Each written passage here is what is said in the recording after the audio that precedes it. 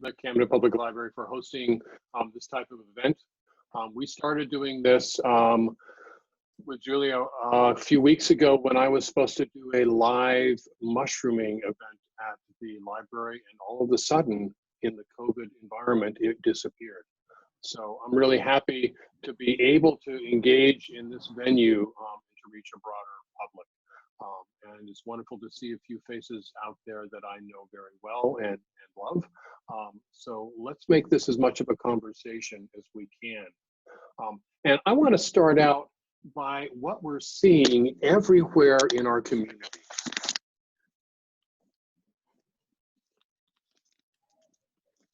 Could you imagine not that long ago walking through the public to the grocery store, down the street, wearing a mask? And you know how rapidly people have turned their mask into a statement of their personality, of where they're from, of what they believe in. On my Facebook, I posted a picture of a woman wearing a mask that is covered with tiny little wild mushrooms. So it becomes a symbol of kind of who we are in the world.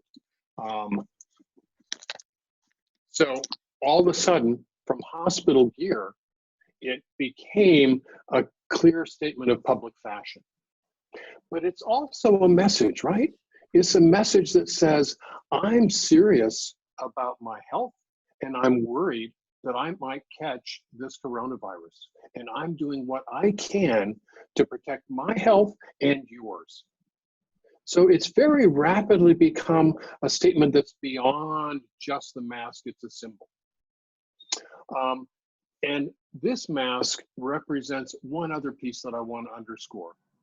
This was made by my neighbor, Jean Marshall, and she has spent a lot of time making very well designed masks that have that little bendable metal tab, and gifting them to people who she feels can use them or need them.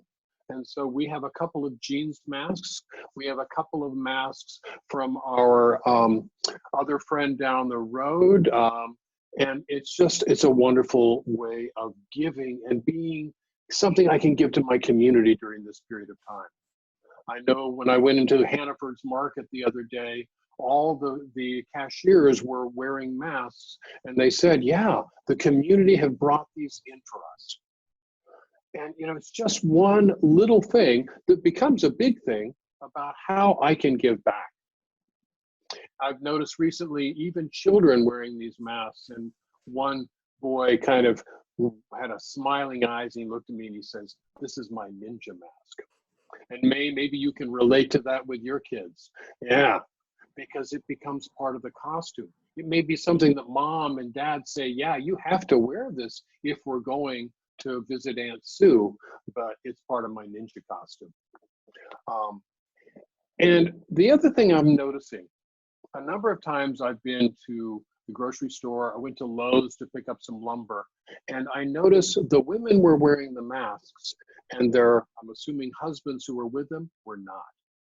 So is it this question of, am I manly enough that I wear a mask, or I'm manly enough to where I'm not? I don't wear a mask. You know, at least at Lowe's, the guys had work gloves on. They didn't have those latex gloves that I wear underneath my work gloves. But yeah, but you know, it's a manly thing. So we're really in the middle of it. And so I ask you, and I'm going to ask you, you can, with Julia's permission, you can unmute your mic, or you can tap into the chat box. So are you wearing masks in the public? And if not, what's your reasoning for not doing it? So I have allowed everyone to be able to unmute themselves now, so we can have a little more free-flowing dialogue if you prefer. Greg, I'm having a little garble of when you're talking. Is everybody else hearing that same garble too? Okay. Yeah. All right. Maybe if you sit a little closer to the mic, it might be clearer. It was kind of coming in and out a little bit. All right, and I'll turn it up a little bit more. Is that better? That does sound more clear. Thank you very much. We appreciate that. So yes, I'm wearing masks in public, and I was just telling you, I need to get some snazzier ones because mine are looking kind of sad. I want some with flowers and mushrooms. I've been sewing Definitely them. I've wearing made mine. 30 of them in the last couple of weeks. Oh. And yes, my 2 kids are 3 and 6. And we went for haircuts yesterday and they both wore them for an hour without complaint. So I was impressed. Oh, that's great. But Greg, to your point of men wearing them and women not, or women wearing them and men not, my husband's a nurse, so he's on top of the mask wearing, and I'm making sure the kids have them on, and then often forget my own. So taking care of everybody else and not me. Anybody else? Is that Jane up there? And Jane, you're muted. You have to unmute your microphone in that lower left corner.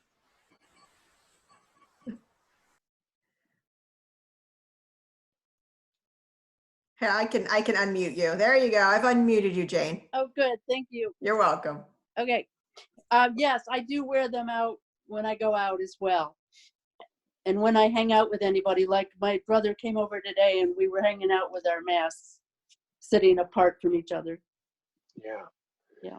And all of a sudden, are you noticing if you see people that don't have a mask on, do you feel less safe around them? You know, Yeah, I wonder becomes- why. Yeah. Yeah, and it's this social cue.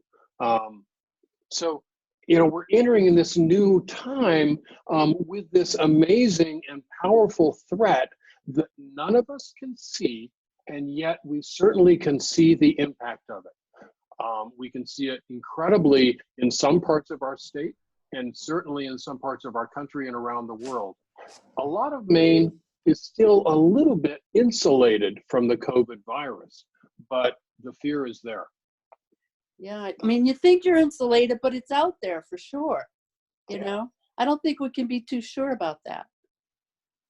I agree. And, you know, it's one of those things that all of our lives are impacted, almost universally, but in different ways. So what are the words we hear? Cataclysmic, unprecedented, devastating.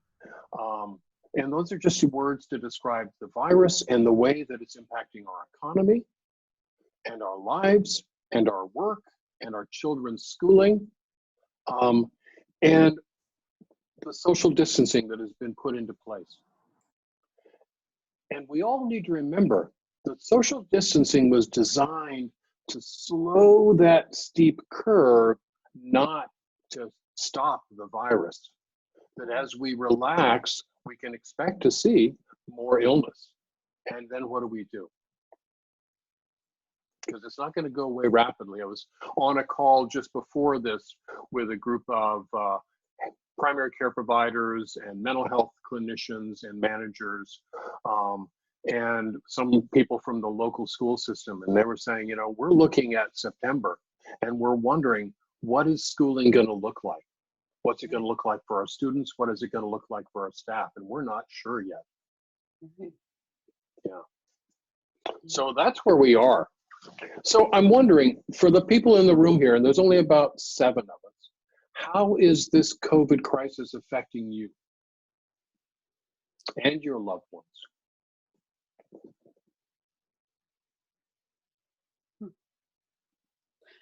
I think at first for me it was shock. Then it was a realization that I didn't have to be a victim here. I could be proactive. And then I started to see the positives that I could do. Like I get on Zoom now to do my exercise class, so I don't have to miss that. Yeah. I get on in the morning and do a meditation that's worldwide. There's like 6,600 people at this point from around the world. Wow. So that feels good.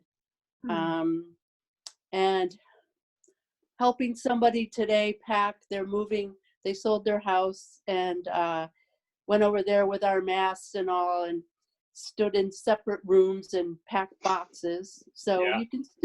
you can still do things. You just have to be very, you know, protective and careful and stay conscious with where you're at, where everybody else is. Yeah. But it's constant, it's tough, it's high maintenance. You know, it's kind of exhausting sometimes. And sometimes I want to, in the beginning, I stayed up all night on my devices. I had the TV on, I had my cell phone going. I had everything happening, and wanted to stay vigilant and find out what was new. But now it's kind of like, okay, it'll be there tomorrow too. I need to get to sleep. Absolutely. And I know there's several people on this that are working from home and raising young children in that same home. Yeah. So what's that like? Well, I have a 3 and a 6-year-old, and my 6-year-old was in kindergarten this year. We sent her to school on Friday and found out about 7 o'clock Sunday night she wasn't going back. And we just found out last week that they were done for the year. So a lot of quick figuring out how we're going to communicate things. And my 6-year-old is a very alert and aware 6-year-old. She knows why she's wearing the mask. She knows what's going on. She's very anxious. She wants to know everything. She's worried about everything, and she wants to learn. So we've had to be really quick in explaining things to her, but also very careful. So I'm on. Her mother. Yeah, no, not like me at all. Greg knows this about me. So this is week 8 of my my working home. I work for Big Brothers Big Sisters of Maine, which for those of you right in Camden and the Mid-Coast know we're right on Elm Street there. So I work for Big Brothers Big Sisters of Maine, and I've been working home for 8 weeks, teaching my 6-year-old her kindergarten lessons, stay caring, as I've been calling it, my 3-year-old, because daycare is still closed, and every day Mitch goes to the hospital for work. So I'm just trying not to crack up. I mean, really, I'm grateful for the good weather because I can send them outside. I've taught Claire how to do laundry. We're finding different ways to learn and do and adapt, but it's a lot. And at the same time, my job is very much dealing with the youth in the community and their needs. So I've had to ask some very, very tough questions. Greg, thank you for your great training on those things. I had to ask some very tough questions of youth and adults that I work with and keep aware of their mental health and how they're doing, as well as my own and my family's. And, May, I've been working with a lot of different programs, mostly school, clinician school, teachers, health teachers, about how you approach those conversations with a child and their family in this kind of virtual reality. So let's do a Zoom with your staff. I'm happy to provide that kind of as a. Yeah, that would be great. That would be great. Yeah. Julia, you don't get to just hang out, and you have to talk in this one too. I think Betsy was going to talk. She just unmuted herself. No, go ahead.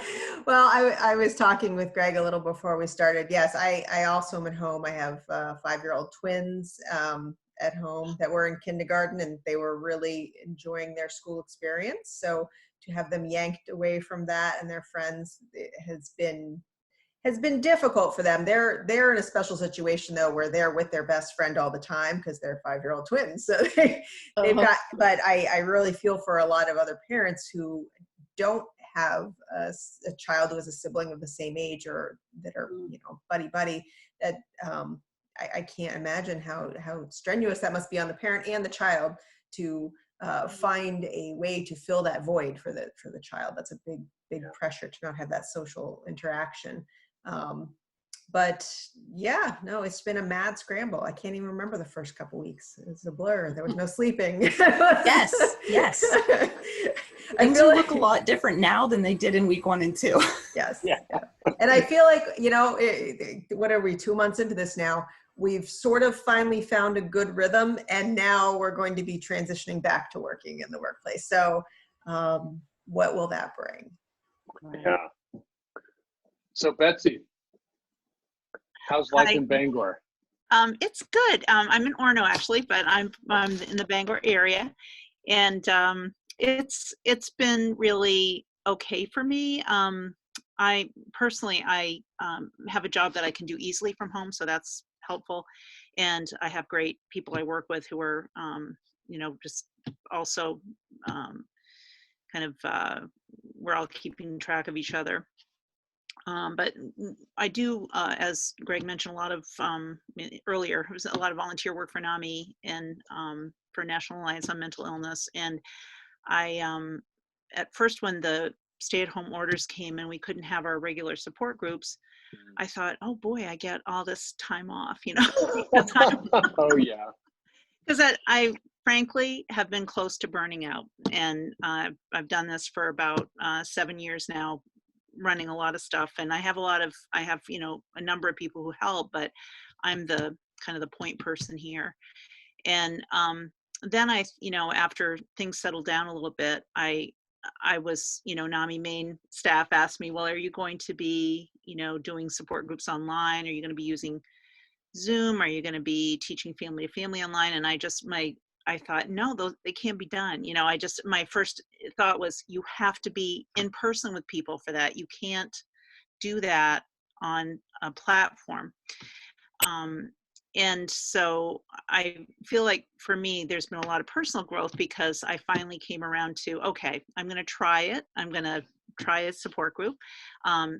And it's really okay. It's like this. I mean, we're learning. Sometimes people have trouble connecting or staying connected. And I mean, this is a great connection here, but I have learned the basics of the Zoom platform. And last night we had our first family to family class online, and that's an 8-week class that's really, it really depends a lot on being able to see people's expressions and how they're doing and kind of keeping track. And so when they're in a little window and sometimes they just disappear, you don't know if that's because their computer started to reboot, which happened to one of my students last night, or if they are upset about something, or if they've had it and they want, and we can't go in the other room to find them. So I sent a bunch of emails to people today, like, oh, hope everything's okay, and sorry you couldn't connect earlier, and that kind of thing. But so for me, it's been, and I don't have young children at home, fortunately. We do have our adult son with us, and he's discouraged because he's been looking for work, and that's been hard to do in the COVID environment. So he's just today is going to take advantage of one of the offerings from the community colleges. They're offering some free courses and he's going to do a pharmacy technician training program. Oh. So he's really, he's getting excited about that. It just sort of came up today. He was applying for a different program that they didn't have room in it. And then suddenly they said, how about this one? And he said, oh, let me think about that. Okay. So that's going to happen. So I'm, and I'm kind of an introvert, so I really don't mind being at home, but, and I sew, so I'm actually sitting at my sewing table. So I have one of my masks. I'm a quilter, so I have about, 100 million yards of fabric that I can use for, Yeah. and I actually sent a whole bunch of it to my niece who has a laser cutter, and she's cutting mask pieces for sewers all over her, the Western Massachusetts where she lives, and I sent her this huge box of fabric, and I don't see any difference at all in my fabric supply here. So I definitely had some to spare, but so it's been good. I mean, I've also felt some stress, of course, like everyone, but I don't listen to any national news. I read headlines. I read a little bit of the Washington Post. My husband listens to Amy Goodman on Democracy Now! And then I listen to Dr. Shaw, our CDC director, in the middle of the day, and that is it. I mean, I listen to him, and I'm like, stay the course. That's great. Yeah, so that's kind of how I've been doing in general, but I feel glad that I've been able to get myself to do the Zoom stuff, and it isn't bad. I mean, I think it went pretty well with our class, and so I was anxious to participate tonight because I thought, well, I want to see what it's like to participate a little more. I'm usually leading stuff, so it's good for me to just participate. So good for you. Yeah, thanks. So I'll stop, but that's where I'm at right now. So I know, Austin, you're there, but I can't see you. Do you have anything you would like to add to this? Hey everybody, good to see you. My name's Austin. I'm coming to you live from Portland, Maine, and I coordinate a youth mentorship program with RSU 1 school district in Bath. through a nonprofit called Chewonki. And work really closely with, I also volunteer for Big Brothers Big Sisters too, so it's cool to see you all on this call. I've kind of just been listening, to be honest. I'm lucky to be still employed. I'm working from home. I'm like week 8, kind of in the trenches trying to support over 50 students and families that, this is not what we planned for. So we're really, I would say the word scrappy comes to mind when it comes to create. We're trying to be creative. But I don't have any little kids at home, but I'm kind of curious, like I'm running on fumes right now when it comes to like the creativity piece, and the motivation is like really comes in waves, and they're not coming very often right now, to be honest. And I'm wondering, like, part of my mentorship program, the big goal is to build resilience and like increase aspirations post high school. And I'm wondering, how do you like instill hope and have some optimism during a time like this, but also balance that with being realistic and sticking to the facts. And I know it's a razor's edge. It's like a really fine line, and it's a balancing act, but I'm curious because a big part of my job is trying to be positive whenever I'm connecting with students and families, but it's really hard to do that right now. Yeah. Well, Austin, I want to hold on that, and I'm going to come there back in a second. But I want to acknowledge that almost everyone who's talked has really talked it, and I go back, I did a lot of grief work and grief counseling, and we've been talking about the stages of grief. The shock, the denial, the resentment and anger at times, the bargaining, if I just hold on, if I can do this, I'll do it this way. And then from all that, then comes the creativity. In grief, we call it post-traumatic growth. But you got to go through that crap first. And this time is challenging all of us. Most of the people on this call are fortunate enough to be able to still have your work. But last I heard, 33 million people have applied for employment benefits. And so that means even more people have lost because some people are unable to apply. There's 1.2 million confirmed cases across this country, and 75,000 people almost have died. This is real. And so we're holding on. And I want to talk a little bit, what can we do? And what are the options? And Austin, to come back, and how do we bring that creativity, and where do we find the sources to do that? Because this work and this time and the stresses associated with it are impacting our mental health. There was a poll done, and nearly half of the Americans that were polled report that coronavirus is in some way impacting or harming their mental health. And that we've seen, crisis lines, their call volume has swelled.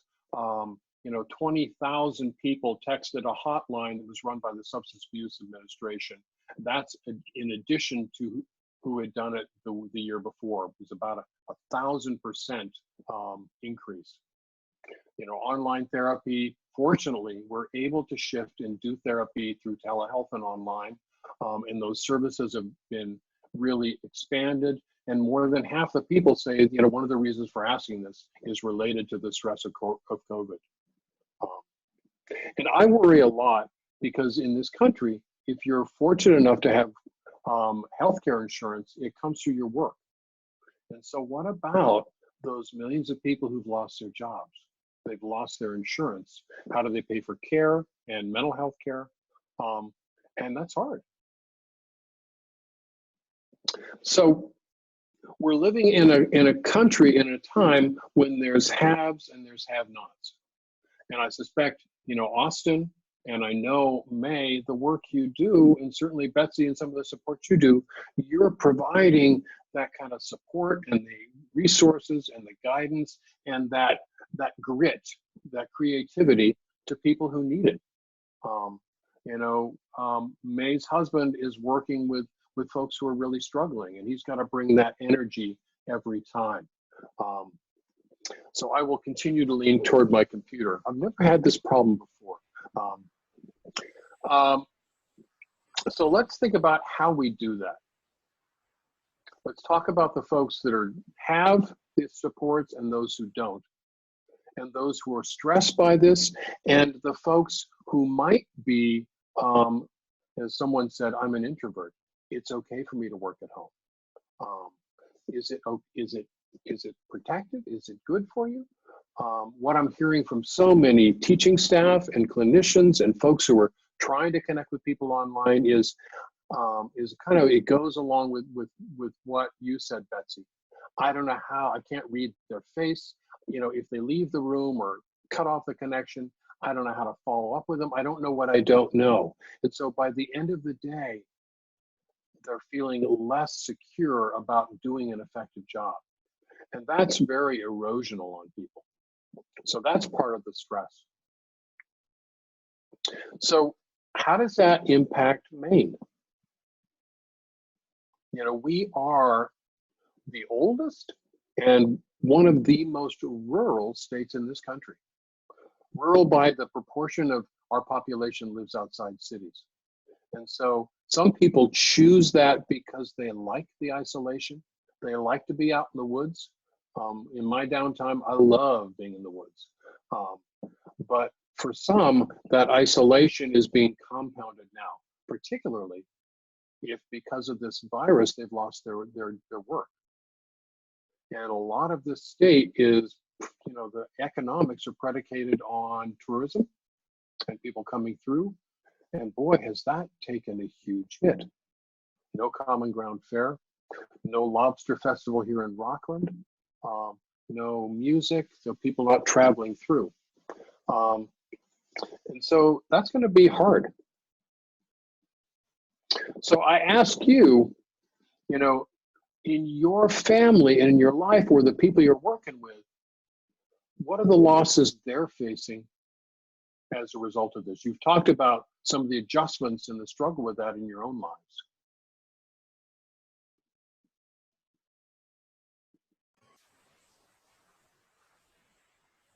I can jump in a little bit with what I see with a lot of my kids. So our agency serves 7 counties in Maine. So we serve from Androscoggin. So we have about 100 kids in our program down in Lewiston, Auburn, all the way, to Camden in the mid-coast, all the way to the western Maine and Somerset County, up through Penobscot County. We cover it all. And we see families that just want somebody to talk to because they're isolated in that regard. They're like, I haven't talked to anybody outside these 4 walls in weeks. They're happy just to talk, they don't need resources, food and that sort of thing. They just need somebody that they haven't talked to in a few weeks or months. I generally open every call with, tell me how you are. And just let them go and just see where it goes. I always ask how the kids are doing with school, and I often learn if they have internet or not, so I can, and I have the resources in my job to be able to contact the districts and the superintendents and let them know this child in your district doesn't have internet. I ask if their schools offer meal programs and if they're taking advantage, and let them know that we get our meals delivered 3 times a week. Because I'm working home 40 hours a week, supervising 2 kids. I don't have time to go pick it up or spend God knows how long making a meal that they then don't want. So, I don't know what you guys are finding, but I have found that the more I can make myself a real person that is wearing very similar shoes to them, the more they can relate, and just letting them know that, yeah, I'm calling as an employee of Big Brothers Big Sisters. I'm calling as part of my job, but I'm talking to them human to human. I tell them the struggles I'm facing with my kids, and is in my life. I try to relate to them where I can and just let them know that there are other people out there. They can't necessarily see them or hug them, but just remind them that they're not alone. And I usually I talk to enough people, enough different matches and different parents and guardians that I often can pull from one to give an idea to another and try to pass that forward. I will say the one thing that surprised me the most is how resilient, I shouldn't say it surprises me, I know kids are resilient, but I'm always surprised that they're like, yeah, I get to be outside so much more, or they just seem to have a more positive focus in a lot of ways. Not all of them, they all, we've had some that have faced some pretty significant challenges, but the bigs that I work with, the adults are struggling more because they miss these kids they're paired up with, they miss their job, they don't know how to provide for their family. So I find that they're actually, in my conversation, struggling more than the little kids, which surprised me in some ways. But like I said, just relating human to human has been the most beneficial. Sorry, my door's opening. I don't know if it's Mitch or one of the kids. You may see a little one run through here at some point. That would add to the conversation. Yeah, right. But yeah, no, food insecurity is a big one that I see. And kids falling behind in school is another one, which I deal with too. and I know some of you do as well. So we just do the best we can every day, basically, and let them know that we're the same. I appreciate when you said that, I learned something from one family that I pass on to the next. Mm-hmm. And, so much in my work, I'm learning from the people that I'm supposed to be teaching and providing to, and they're teaching me as well. Mm-hmm. And I'm wondering if, Austin, if that comes into play in your work as well. Because, you can learn from those who you're providing those supports to. Yeah, a little bit. We do what's called like a family needs assessment. So we just like reached out to every family, similar to what May said. Like, people are kind of all across the board. Most folks are excited to just talk. You can tell people are bored. Kids are bored. Parents, I think, are a little bit too. I mean, there's a element of like kind of stir craziness too when you're in the same space for this long. Yeah, I like the idea of like kind of passing different ideas back and forth, which is pretty cool. We got to reallocate some funds that we normally would have used the funding for in-person programming, but we had to cancel some. So we used it primarily for Shaw's gift cards for folks that we just asked, hey, would you we have a little bit of funding. Would you want a Shaw's gift card right now for $50? I don't even think we put a number on it because we weren't sure how much we could actually give. But that's with that same food insecurity stuff. And then just like sharing resources. Some people don't know that like RSU1 has pickup spots for meals at multiple locations. So just like spreading that information, I think, is helpful. And then just being available, I think, is really important, and letting them know that you're available to talk if they need to. I have a work cell phone, which is good. Gives me some like pretty healthy boundaries with being able to turn it off. I even put it away and don't have it where I can see it because I can actually like distance myself a little bit from work. But yeah, just being available. The same with the kids too. I find we have like twice a week Zoom calls for our different cohorts that we have 7th, 8th, and 9th graders right now in the program. And I have one other full-time coworker with me, and our attendance is okay, but I think there's like a lot of good in the fact that the kids know that it's an option for them if they want to join. Yeah. So those are my thoughts on that. Austin, one thing I have found with our kids is they need a sense of purpose. And you may have found that with yours too. And we started a big pen pals program. We run one over the summer that just keeps matches in contact, but we've started the pen pal program so that all bigs and littles have the opportunity to write to each other, and we facilitate it to ensure confidentiality and that sort of thing. And of course, we have some matches that can't or don't participate. So we put out the call to the general community to send us generic letters in the sense that they're not addressed to any one particular child or any one particular big. And then we can pass those along. And we've actually talked about partnering with some other Big Brothers Big Sisters to send them across the country, or other nonprofits, mentoring opportunity agencies in Maine, to pass them back and forth, because we find that obviously, I mean, even my own daughter is writing a lot of letters to people right now, but people love getting mail because it just feels good.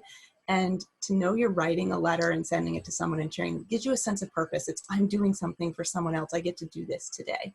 And we've opened that up to the community so they could feel like they were supporting a child or a match too. So I'm sure there'll be a way for us all to connect at the end, but it's been really helpful just in helping people feel connected and involved.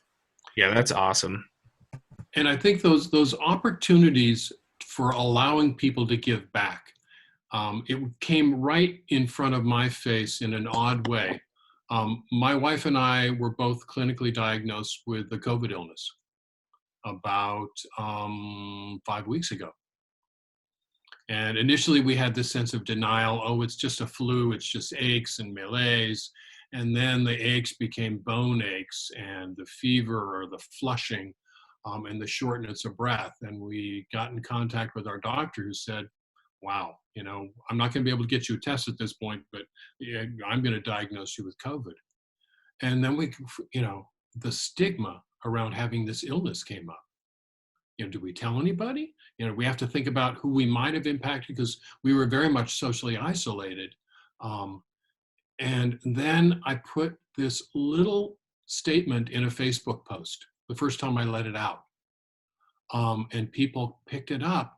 And what I found is it gave people the opportunity to reach in. And so people brought us flowers and chocolate, and more chocolate, and cookies, and a big pot of soup. And they checked in and they said, is there anything I can do? Can I go shopping for you? And it gave people who were worried and focused on their own health and their own safety a focus of something positive they could do.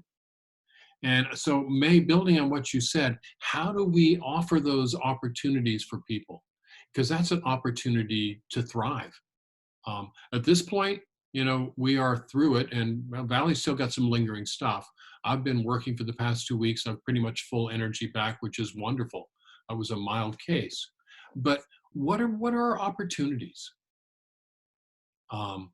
And one of the things that we have found is, all along, we've been doing some shopping for a couple of people in their 80s who are very much terrified about being out in public and very concerned about their health.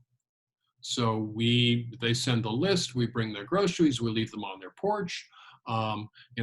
Sometimes, Valley will sit out on the back deck with one of them and chat for a while because they're close friends.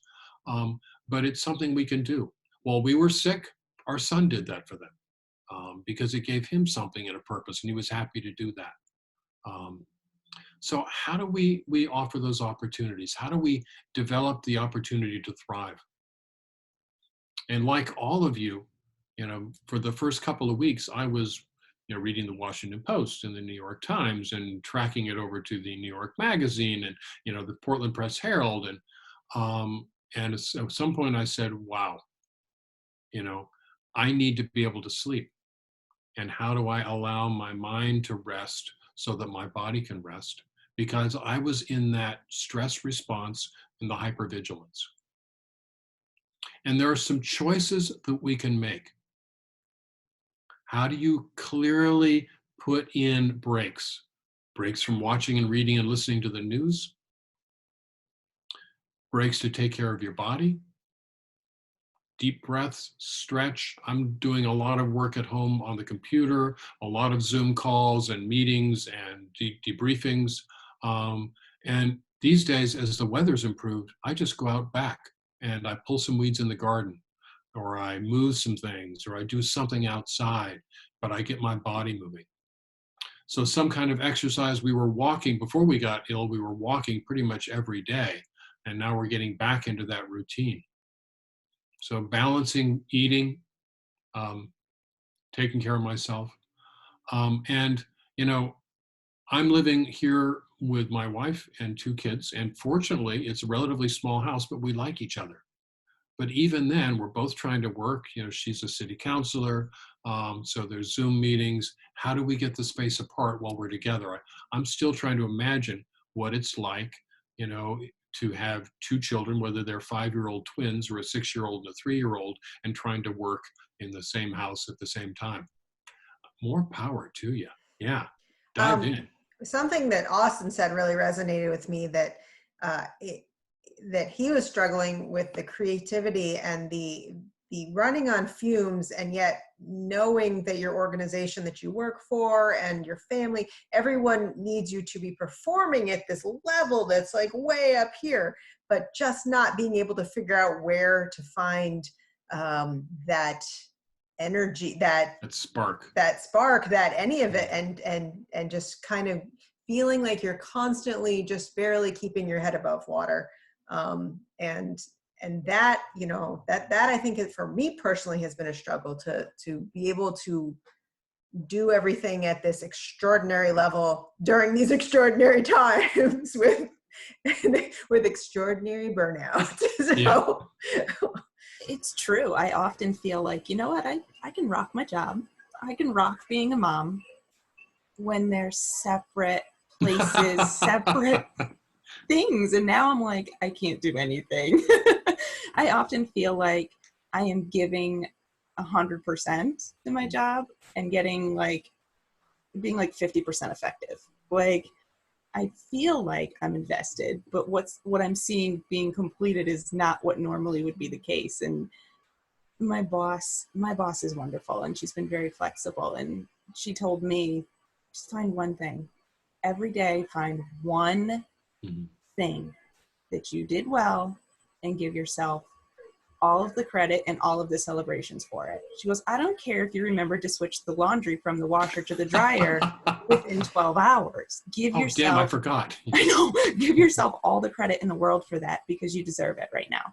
And you got to be very purposeful, very mindful in celebrating the little things. Yeah. And it's not easy. I have had more breakdowns, and my kids have seen panic attacks, and they get to learn what they are and how to help people through them. I don't know. I try to see the silver lining. It's not easy. And sometimes I just own the fact that it's not easy, and that's trying to pretend like it isn't going to help. So, and trying to share that with other people, whether it's you guys on this call or the parents I talk to, it's okay for this to not be okay. It's okay to not be feeling like you're doing well with this, you know. And we're just hoping that our kids aren't like feral by the end of it. Mine were sitting in the dirt in their stocking feet before dinner tonight, and my son's like putting dirt in his hands and going, I'm washing my hands. And I'm like, good technique. Oh. Yeah. You know. And how can we find, in the time when we're socially isolating, those opportunities to connect with other adults, you know, that are doing the same thing? I'm thinking of you, Austin. Is there a time when the Chewonki crew gets together a couple times a week on a Zoom meeting where you can bounce around ideas and vent frustrations and try and rebuild that spark of creativity? Yeah, I'm quite fortunate. Chewonki's a pretty big organization, so our like all staff meetings have like upwards of 50 plus people on them. So it doesn't really have that intimate feel, but I'm kind of lucky in the fact that my program's a grant funded program through a grant called the Aspirations Incubator. You should all look it up. It's actually modeled after an organization called Trekkers in Rockland that has done some incredible work. And I was trained on their model. But that network is a little bit smaller, and we've been meeting on Mondays, which is nice, just to bounce ideas like what's working, what's not, how are you doing type of stuff. So it's a good reminder. Good. Because that's what I find, you know, I sometimes carry some heavy loads, and I need to find people I can reach out to and say, hey, can I run this by you? Because it can weigh. And we're all facing that in our own ways, you know. And during this time, if you've got anxiety, that anxiety is going to get triggered. If you've got depression, that depression is going to get triggered. You know, if you tend to perseverate and not let things go, it's going to get triggered, because we're all sitting a whole lot with our own thoughts. So one of the things that I have been learning for myself and for the people that I'm working with, how do you cut yourself a break? And May, you framed it really nicely. How do you celebrate doing something good? You know, we've been reading and hearing and, you know, been online chats about the stress baking and the stress cooking. So what? So you gain a few extra pounds and you're getting good, wholesome, maybe chocolatey food. But that's also giving yourself a break. So what do you need to do to take care? I would just add that I've been really allowing myself to laugh as much as possible. So when I just want to share too that like, I feel best when I have sort of a loose plan for the day. And I mean loose.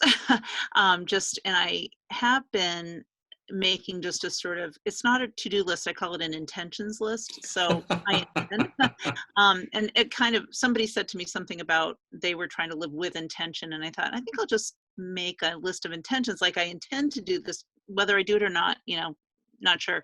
I don't get most of those things done, but and I try not to make it burdensome, but it does give me like, I try to like highlight the things that I really have to do, something for work or something that's has a time, you know, like send a payment for a bill or something, but I try to put in stuff that's also very easy to accomplish too. So I can say, yeah, did that, woohoo. And you were saying, May, about, you know, just doing the one thing. I mean, that's really a good thing. But I've had days where I just feel like I can't do any of it. And I do have depression, mostly, you know, under control, and I feel grateful for that. But, you know, I have days where I say, can't do the list, can't do anything useful, can't be up, can't be helpful. Today I'm gonna, you know, sit in bed and listen to a podcast that is going to take me away from it all. And I've had a couple days like that.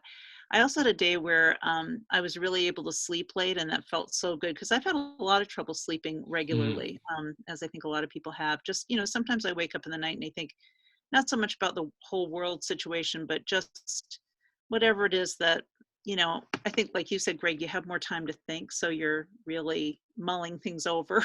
I tend to overthink anyway, so this is not easy. And but that day I remember I slept late. I woke up and I thought, well, that didn't do anything this morning, but I really want to see that Saturday Night Live skit that I heard about. So I ended up watching like skits for, I don't know, an hour and a half or something, and just laughing.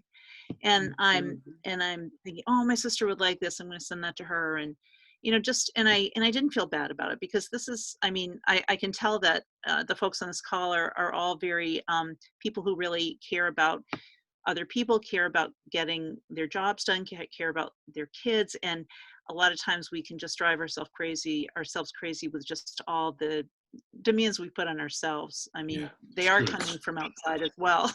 But I do find that I am my own, when I say, I stress myself out, I think, more than, you know, people actually asking me to do things. I tend to do them to the nth degree. So I just, you know, put in a plug for laughter, and almost always in our support groups, we end up talking about something that's helped, just a diversion, you know, we were talking the other day about that series that John Krasinski is doing on Some Good News. Love that, you know, it just that it's just fun, you know. I think, oh, he came out with a new one, I think I'll watch that today, you know. And I don't know, just whatever helps you get through the day. And I did a lot of stress baking at the beginning. Now I'm doing I'm like, oh, I haven't made spinach salad in a long time. And that, you know, so now nutrition's getting better in our house, but like, and also, like you said, I just want to put in that plug for helping people around you. Like I noticed a friend of mine posted something, and I know he lives on, you know, a very limited income. And so there was, you know, he's in a situation where he's helping his son take care of a baby. It was toward the end of the month. There wasn't enough money. They couldn't get out because they were sick. Baby was sick. They needed diapers. I just like, I can get diapers. It was like, that was, and I was so excited about that, unreasonably excited. But I get really, it really helps me feel good when I find out that someone has a need that I can do really, very easily, but it may be really tough for them to accomplish. So that's, I definitely feel like that's a huge thing. Great. And I love the idea of the pen pal program. And I also want to put in a plug for how that helps the post office. My husband's a letter carrier. Okay. A letter carrier, and we are a postal family. So we want the post office to survive. And, this is great. People should learn, kids really it's so great to get a letter in the mail, a real letter, and send them. So, that's a great idea. But anyway, that's my thoughts on that. And I noticed Austin put something into the chat about a journaling project for the month called Isolation Journals. Oh. Yeah, it's kind of cool. It's like an author from the New York Times. She writes a column and is like really quite amazing. Has compiled like a daily prompt from other authors and writers and artists, and it's really like quite easy to sign up. It's free. They email you the prompt each day. I just grabbed it like a spare notebook I had around, but it kind of gives me something to look forward to. And I actually like having something when I view work. I like to see like impact and progress, and so that's kind of nice. I also carve wood, so like that's another. Like for me, that feels really nice to have some tangible product at the end of the day. But the journaling project is pretty cool. They have all the past prompts posted on their website too. So worth checking out if you want. Sounds great. It's again, bringing that structure toward taking care of ourselves and particularly our racing minds. It sounds like it's almost universal. People I talk to, we're dreaming more. And our dreams are a little strange right now, because we're working out inside what's going on in our world. Jane, I noticed you unmuted yourself. Were you going to say something? No, no. I unmuted her because I wasn't sure if she was wanting to participate and hadn't, but. Okay. I will say one thing I found personally and professionally is I've been doing a lot of research into what they call nonviolent communication. And it's, Betsy, you probably know a lot about it, but there's this theory that only you can meet your own needs. If you're feeling angry, there's a need that's not being met. And I think as a collective society, and I know I faced it as an individual, we were kind of under this guise that our need, we felt happy, we felt fulfilled because of A, B, or C. These things that were external to us were meeting our needs, or so we thought. And now those things are gone, or they look very different, or we're further away from them, figuratively or literally. And we're faced with, I have to meet my own needs.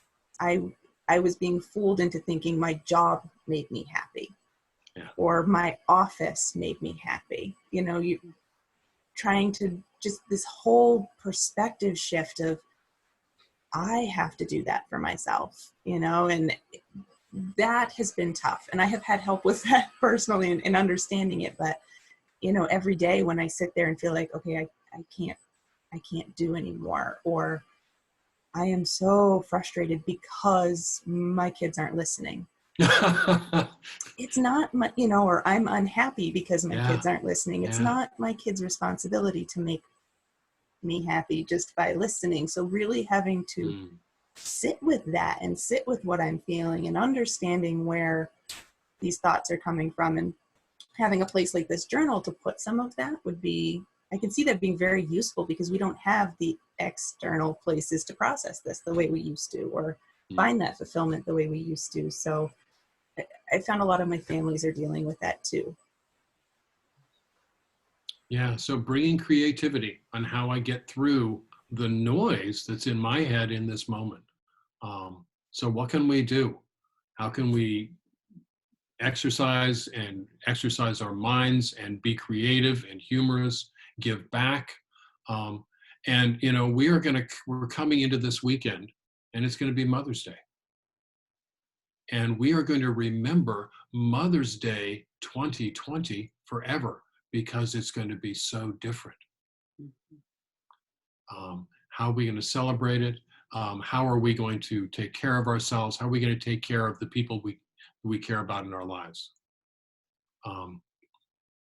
So think about how we reach out, how we give back, using the phone, the email, the chat. I have a brother who almost never calls me. I tend to call him.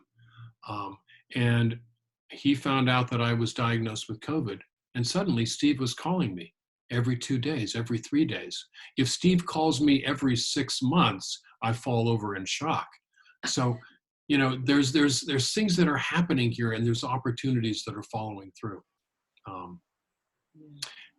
And, you know, we're in this thing where we're beginning to open up our state. We're trying to testing out, how do we stop the social distancing? And how do you do that? Think about how you do that in your own lives. One of our neighbors had a birthday party where they invited over 10 people from the neighborhood. And they said, how are we going to do this and maintain social distancing, keep everybody safe? And so they structured it. They said, okay, you have to bring your own food and your own drinks. And because we're going to be sitting, you know, 6 to 10 feet away from each other, and you have to pee before you come, because nobody's going into the house, because they were all outside around a fire pit. And so how do we bring that? And we did that with another set of neighbors this weekend, 6 of us outside, you know, around a table, plenty of distance between each other, but we laughed and we giggled and we told stories, and then we walked home. Yeah. I did that with my brother, and it was wonderful, and we all needed it. Yeah. We all realized how great that was and how much we missed it. Yeah. And I know it's harder with young children, because they don't necessarily understand why they can't climb on Aunt May's lap. Yeah. Yeah. Right. We So- saw my parents for the first time in 7 weeks last weekend. And I explained to them that, you know, us adults, we can stay apart. We get that, you know, we're all going to be outside. The weather's nice, but I asked them to bring their masks or their bandanas and to have them kind of around their neck or under their chin or available, because my 3-year-old especially, he doesn't understand boundaries on a good day, like, you know, and they haven't seen their grandparents in 6-7 weeks. So they kept them right there, and they stayed very alert to when the kids were coming running for a hug, and, you know, would pop their mask up so they didn't have to say, no, you can't come near me. You know, but we spent a long time saying, no, you can't visit, simply out of fear. And then we said, we need to stop thinking about how afraid we are and start thinking about all the creative ways we can make this happen. Yeah. You know, what can we do? How can we change things, do things different, so that we can still have that connection and interaction and not be so focused on being afraid of it? Going for hikes with my parents, also with the kids, that was an outdoor opportunity that allowed us to keep some good distance. But I relate completely. They want to give hugs all the time. Yeah. Sure. Yeah. And so I think those are their opportunities, to get creative, to think about it, and also to accept that for some people, their anxiety is going to stop them from doing that. You know, I have a friend who is very terrified that if she gets sick, it's going to kill her. And so she's going to stay more socially isolated for longer. And, you know, that's her call. So we need to accept that and support those people for what they need. And if you think back, every major crisis that this society has been through, World War II, the Great Depression, people look back on those times and they acknowledge that they were hard and that there was really, you know, stress and anxiety and desperation. And they say, you know, I learned a lot from that. It brought me great strength as well. And I think it's taken us through all those stages of grief to get to that place where we can begin to say, oh, you know, there's some parts of this that are really good. You know, there are going to be some vegetable gardens in this state this year that are going to be unsurpassed because people are putting their energy there and planting an extra row to feed other people. You know, those are the kinds of things that are going to come out of this. Yeah. Journaling, incredible fiction, I suspect a number of babies. Yeah, those kinds of things. Yeah. Yeah. Yeah. So what are you looking forward of getting out of this that's going to feed your life and the lives of your children? I mean, for me, it's definitely been an example of goodness. If I was able to get through the demands of this, then what else can you throw at me? You know, like the amount of making this work that I've learned how to do.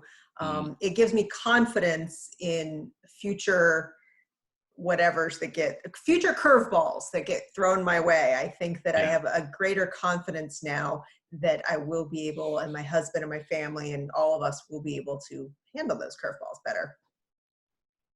So that's my takeaway from it. Is confidence. I think the world is beginning to get a little kinder too with each other, and that feels really good. We're more aware of it and more aware of the opportunities for it, and neighbors are talking to neighbors and caring for each other. It's great. Yeah. Yeah.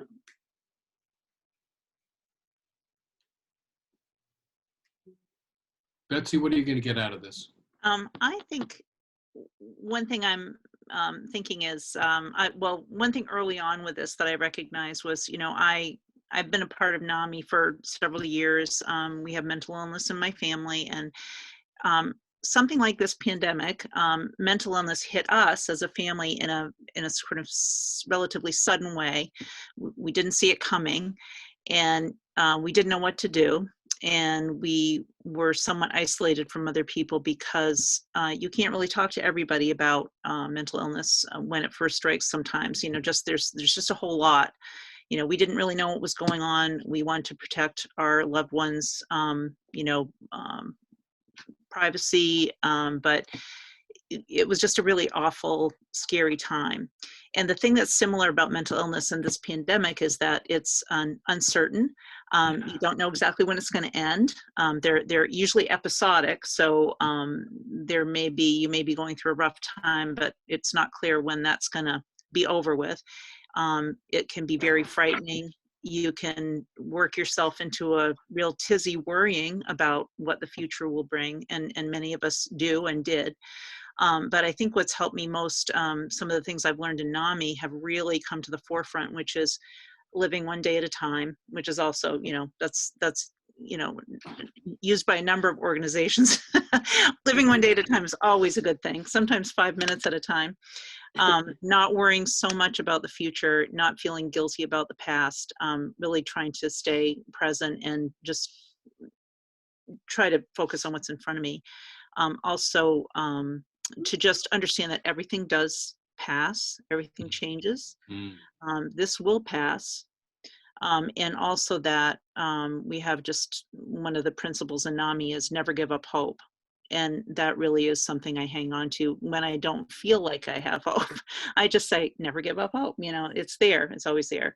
And that has really helped me through a lot of very uncertain situations personally. So when this pandemic hits, you know, you think, in some ways, those of us who have dealt with some major crises in our family, and it doesn't have to be mental illness, could be another kind of illness or just some kind of stressor that came out of left field.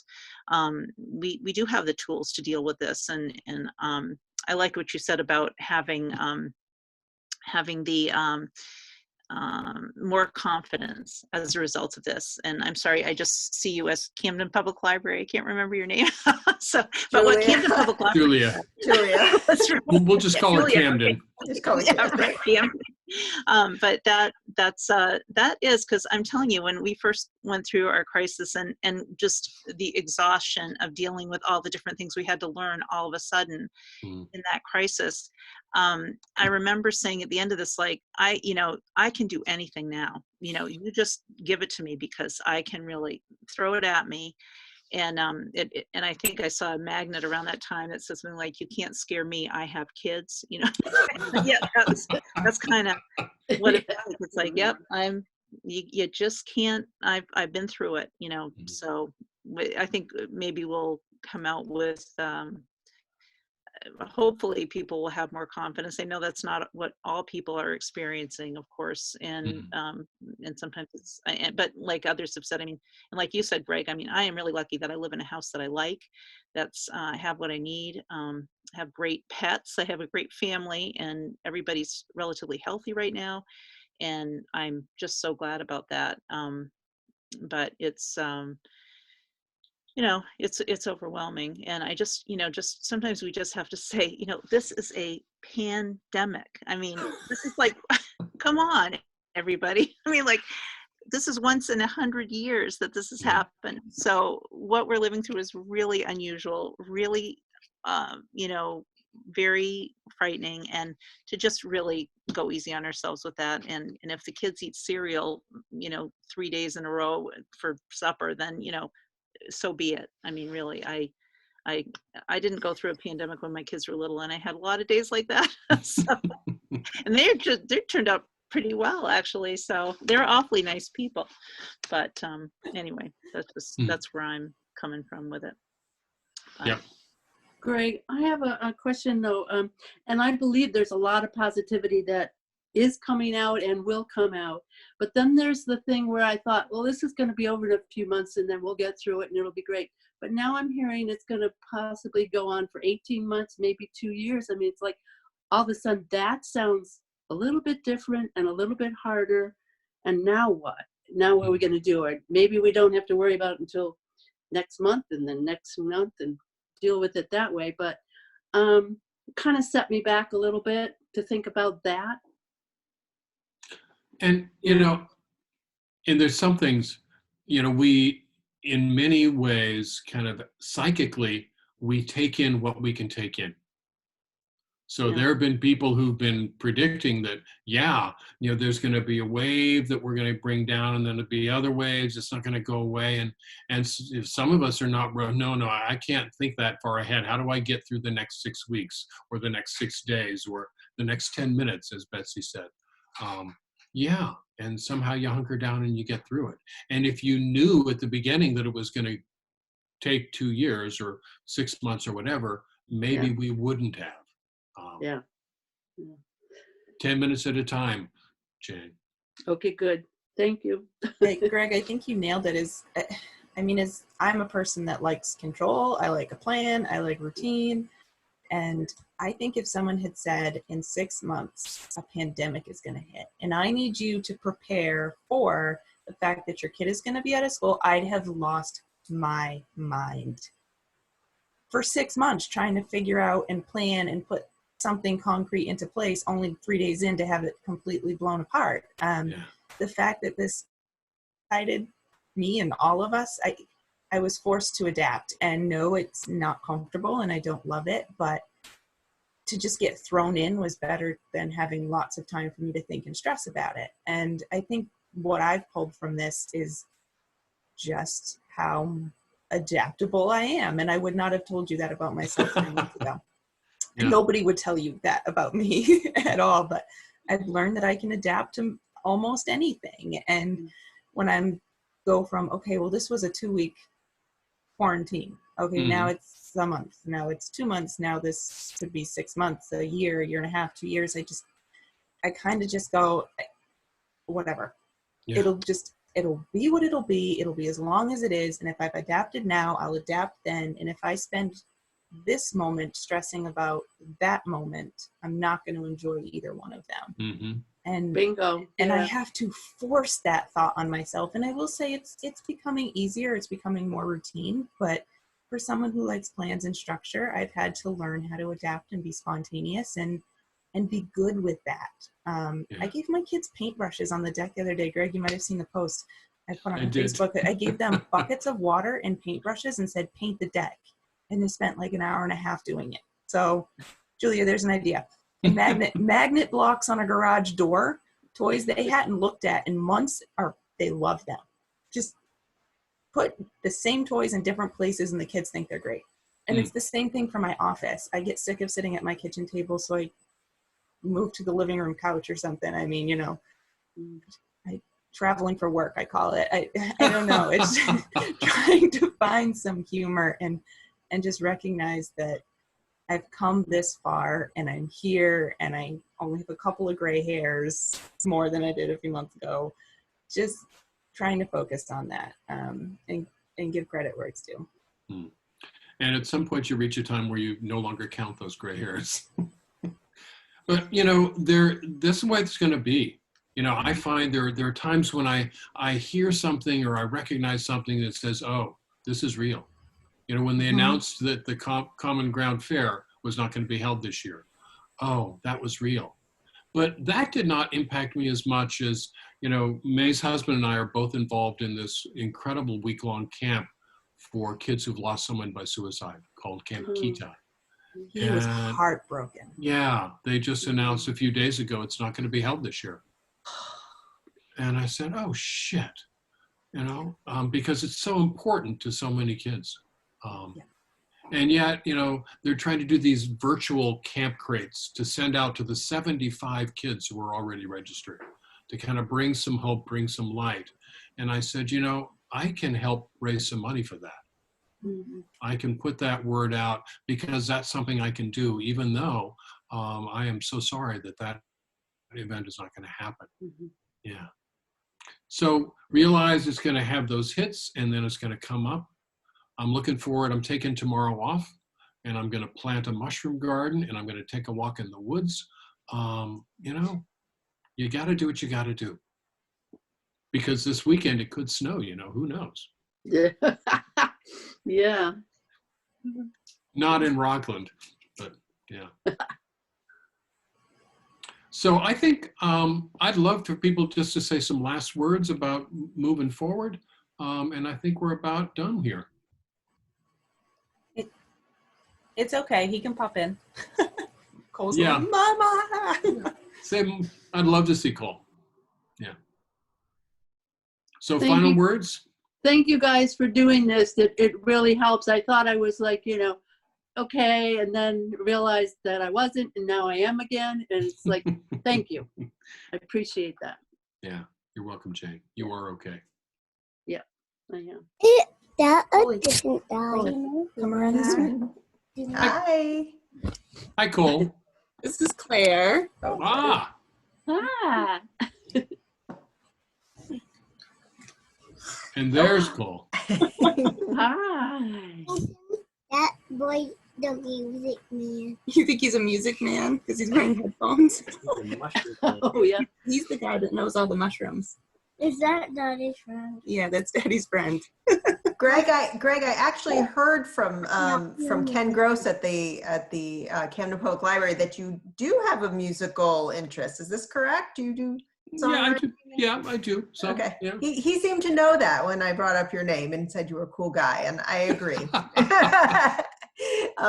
Yeah, I mean, I want to thank all of you. This has been really very, very nice to get perspectives from different people at different organizations. All of us deal with the public, and we, you know, a lot of us have different kinds of families that we're all cooped up with right now, and it's neat to get so many different perspectives, and that's helpful when we are not connecting out there. It's exciting to you know, have those voids filled by connecting with people here. So very nice to meet all of you. Yes, you too. Yeah. I second that, because one thing that I found really cool is that I can offer a support group online and I can have people from all over the state chime in, you know, and Yeah. some of the folks in my class right now are in South Portland, are in, you know, Bingham, I mean, just all over the place. And I love that. I think that is strangely from our own homes, we're getting to connect with people from other parts of the state more often. So I like that aspect of it. But I think going forward, I mean, I'm just, I'm going to continue to just focus on today as much as I can and listen to Dr. Shaw. And then all will be well, I feel, so eventually. But I appreciate being part of this too. I just saw it on Facebook a half an hour before it started, and I thought, oh yeah, that'd be fun to see Greg and, kind of see. And I was thinking I'd be one of 60 people, I thought I'll just sit in the background and, but this was much better. So I'm glad. I like it. Well, the talk we had a couple weeks ago with Greg, there were 100, so you never know what you're gonna get. That's right. Well, okay. Right. But I'm glad And- for having me. And Betsy, next week I'm going to be at I'm going to be in my living room, but I'll be at the Bangor Public Library. Right. Yep, that's right. So see, I'll have to check that out. So Yeah. Different topic. okay. So I have great gratitude for the folks that showed up tonight, and in spite of the gorgeous weather, and it was such a rich conversation. I very much appreciate that. And May, I want you to give my best to your whole family, the quiet one who's not there as well. I will. Yeah.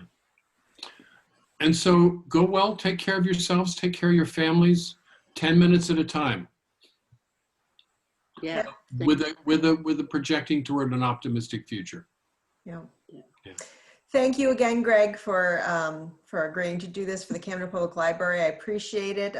Again, very nice to meet all of you. If you're interested in seeing what other kinds of programs we have, I encourage you to visit librarycamden.org and explore our calendar.